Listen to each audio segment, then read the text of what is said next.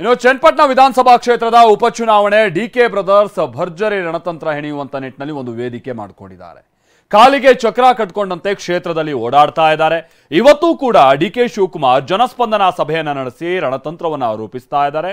ಸಹಜವಾಗಿ ಅಲರ್ಟ್ ಆಗಿರುವಂತಹ ಕುಮಾರಸ್ವಾಮಿ ಅವರು ಜೊತೆಗೆ ಯೋಗೇಶ್ವರ್ ಚನ್ನಪಟ್ಟಣ ಗೆಲುವನ್ನ ಬಹಳ ಪ್ರತಿಷ್ಠೆಯಾಗಿ ಸ್ವೀಕರಿಸಿ ಪ್ರತಿ ವ್ಯೂಹವನ್ನ ಹೆಣಿತಾ ಇದ್ದಾರೆ.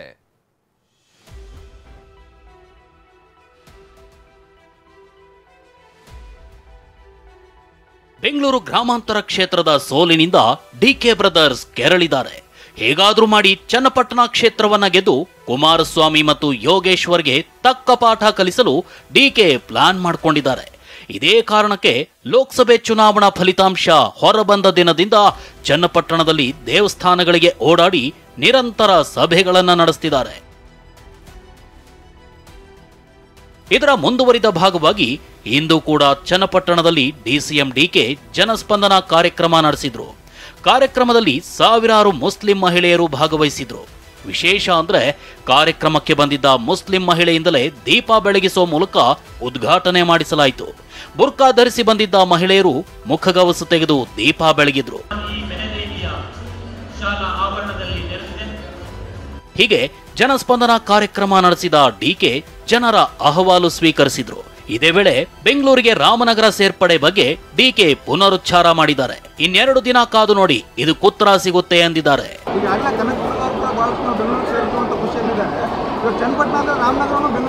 ಹೌದಪ್ಪ,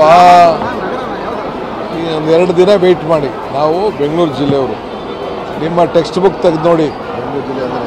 ನಾವೆಲ್ಲ ಇದ್ದಿದ್ದೆ ಬೆಂಗಳೂರು ಜಿಲ್ಲೆ, ಈಗೂ ಬೆಂಗಳೂರು ಜಿಲ್ಲೆನೇ.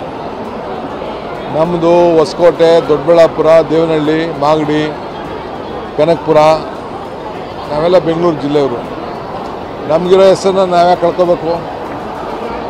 ನಮ್ಮ ರಾಮನಗರ ಡಿವಿಷನ್ ನಮ್ಮದು, ತಪ್ಪೇನಿಲ್ಲ.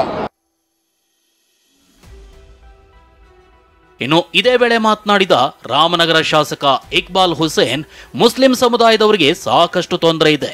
ನಮ್ಮ ನೋವುಗಳನ್ನು ಆಲಿಸೋದು ಕಾಂಗ್ರೆಸ್ ಸರ್ಕಾರ ಒಂದೇ. ನಾವು ಕಾಂಗ್ರೆಸ್ ಬೆಂಬಲಿಸಬೇಕು ಅಂತ ಕರೆ ನೀಡಿದ್ರು. अजान को तकलीफ हो रही है, हिजाब को तकलीफ हो रही है, तलाक में तकलीफ हो रही है, बच्चों को एडमिशन में तकलीफ हो रही है, खाने पीने में तकलीफ हो रही है. कब तुम्हारे दिलों के भेद को कौन पूछ गई? इसके बाद में नहीं होना तो हमें सभी किसके पीछे जाना है? कांग्रेस गवर्नमेंट के पीछे भागना हमें.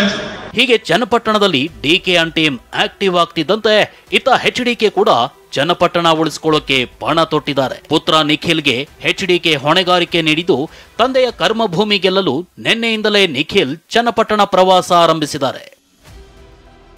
ಚನ್ನಪಟ್ಟಣ ಉಪಚುನಾವಣೆಯಲ್ಲಿ ಸೋತ್ರೆ ಜೆಡಿಎಸ್ಗೆ ಭಾರಿ ಹೊಡೆತ ಬೀಳಲಿದೆ.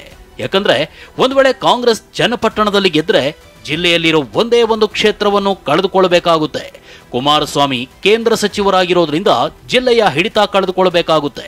ಎಚ್ಡಿಕೆ ಕರ್ಮಭೂಮಿಯಲ್ಲಿ ಸೋಲಾದ್ರೆ ಕಾರ್ಯಕರ್ತರು ಚೆದರುವ ಸಾಧ್ಯತೆ ಇದೆ. ಹೀಗಾಗಿ ಚನ್ನಪಟ್ಟಣ ಉಪಚುನಾವಣೆಯಲ್ಲಿ ಗೆಲ್ಲುವ ಅನಿವಾರ್ಯತೆ ಕುಮಾರಸ್ವಾಮಿಗೆ ಕಾಡ್ತಿದೆ. ಸದ್ಯ ಯೋಗೇಶ್ವರ್ ಅವರು ಸ್ಪರ್ಧೆ ಬಯಸಿರೋದ್ರಿಂದ ಎಚ್ಡಿಕೆ ಯೋಗೇಶ್ವರ್ ಅಭಿಪ್ರಾಯವನ್ನ ಆಲಿಸಿದ್ದಾರೆ. ಹೀಗಾಗಿ ಚನ್ನಪಟ್ಟಣ ಅಖಾಡ ದಿನದಿಂದ ದಿನಕ್ಕೆ ರಂಗೇರ್ತಿದೆ. ಬೆಂಗಳೂರಿನಿಂದ ಸುನೀಲ್ ಜೊತೆ ಸೈಯದ್, TV9 ರಾಮನಗರ.